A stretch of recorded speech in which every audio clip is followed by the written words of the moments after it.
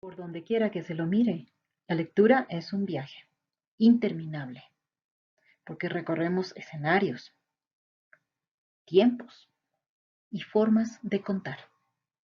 Hoy vamos a observar algo acerca de los tipos de narradores. Sé que es un tema que ustedes conocen, pero el objetivo es que lleguemos a hacer la práctica, recrear los textos literarios usando todo tipo de narradores. Narrar, relatar y contar son sinónimos. Lo que no es sinónimo es narrador con escritor, pues uno de ellos pertenece al plano de lo real y el otro a lo imaginario. Es decir, el autor o escritor son seres reales que existen y crean narradores ficticios para contar sus historias. El momento que el escritor y el narrador se identifican como una sola persona, pues estaremos leyendo un diario personal, una bitácora o una colección de memorias. Solo en ese momento, narrador y autor son el mismo. De lo contrario, siempre van separados. La literatura ha cambiado mucho. No nos podemos quedar siempre en lo clásico.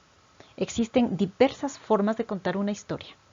Sin embargo, en esta parte voy a referirme a los conceptos básicos de los tipos de narrador, aquellos que dan origen a todo tipo de estructuras. Los narradores heterodiegéticos se encuentran fuera de la historia, están apartados. Y su característica principal es que conocen todos los hechos, todos los sentimientos, todas las acciones de los personajes. Este fragmento de la novela Crimen y Castigo de Fyodor Dostoyevsky es una muestra de narrador heterodiegético objetivo que conoce las acciones de los personajes. Le dio el golpe precisamente en la mollera, a lo que contribuyó la baja estatura de la víctima. Enseguida le hirió por segunda y por tercera vez, siempre con el revés del hacha y siempre en la mollera. La sangre brotó cual una copa volcada y el cuerpo se desplomó hacia adelante en el suelo. Él se echó atrás para facilitar la caída y se inclinó sobre su rostro. Estaba muerta. Las pupilas de los ojos, dilatadas, parecían querer salírsele de sus órbitas. La frente y la cara muequeaban en las convulsiones de la agonía. En el caso de la novela El perfume de Patrick Suskind, el narrador heterodiegético conoce los sentimientos y las acciones de los personajes. Por tanto, en este caso, le vamos a llamar un narrador omnisciente. Las fragancias del jardín le rodearon, claras y bien perfiladas, como las franjas polícromas de un arco iris, y la más valiosa, la que él buscaba, figuraba entre ellas. Grenouillet se acaloró de gozo, sintió a la vez el frío del temor. La sangre le subió a la cabeza como a un niño sorprendido en plena travesura.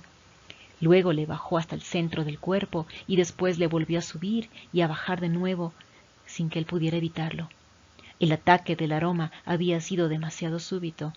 Por un momento, durante unos segundos, durante toda una eternidad, según se le antojó a él, el tiempo se dobló o desapareció por completo, porque ya no sabía si ahora era aquí, o ahora era entonces, y aquí era allí, o sea, la Rue de Maguet, en París, en septiembre 1753.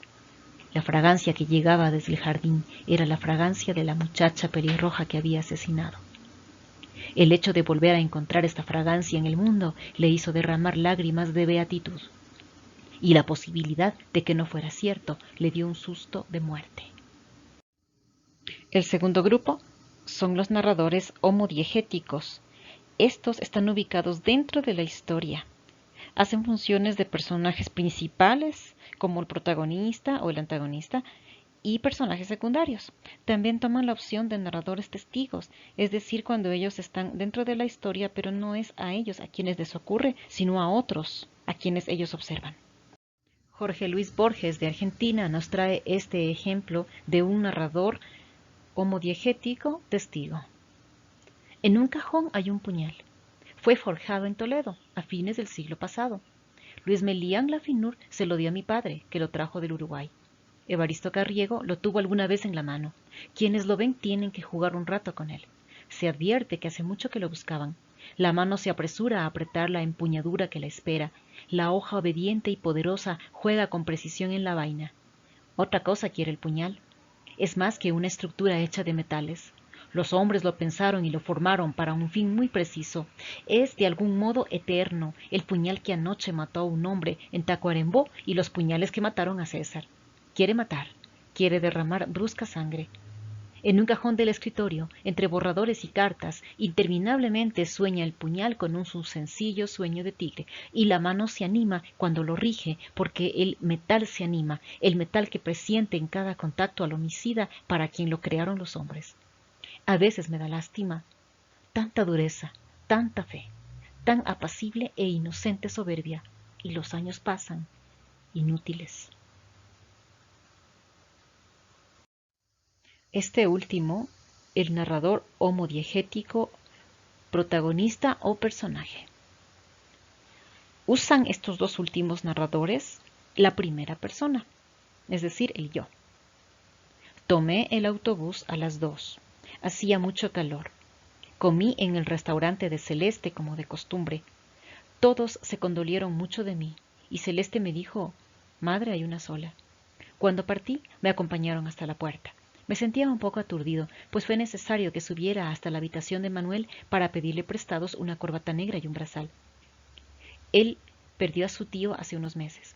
Corrí para alcanzar el autobús. Me sentí adormecido sin duda por la prisa y la carrera añadidas a los barquinazos, al olor a gasolina y a la reverberación del camino y del cielo. Dormí casi todo el trayecto, y cuando desperté estaba apoyado contra un militar que me sonrió y me preguntó si venía de lejos. Dije sí, para no tener que hablar más.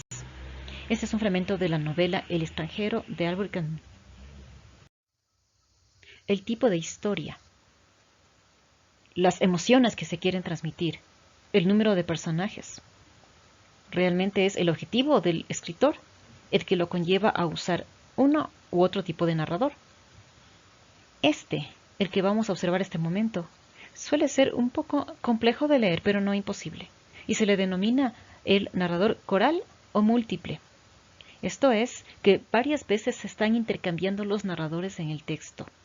Cambian de omnisciente a testigo, de testigo, objetivo, de objetivo a protagonista, sin previo aviso. Es muy característico en la narrativa del boom latinoamericano. Antes, lo que más nos gustaba en el mundo eran los deportes y el cine. Y daban cualquier cosa por un match de fútbol. Y ahora, en cambio, lo que más eran las chicas y el baile. Por lo que dábamos cualquier cosa, era una fiesta con discos de Pérez Prado y permiso de la dueña de la casa para fumar. Tenían fiestas casi todos los sábados. Y cuando no íbamos de invitados, nos zampábamos. Y antes de entrar, se metían a la bodega de la esquina y le pedíamos al chino, golpeando el mostrador con el puño, 5 capitanes. Seco y volteado, decía Pichulita, así, glu, como hombres, como yo. Un fragmento del cuento Los cachorros de Mario Vargas Llosa.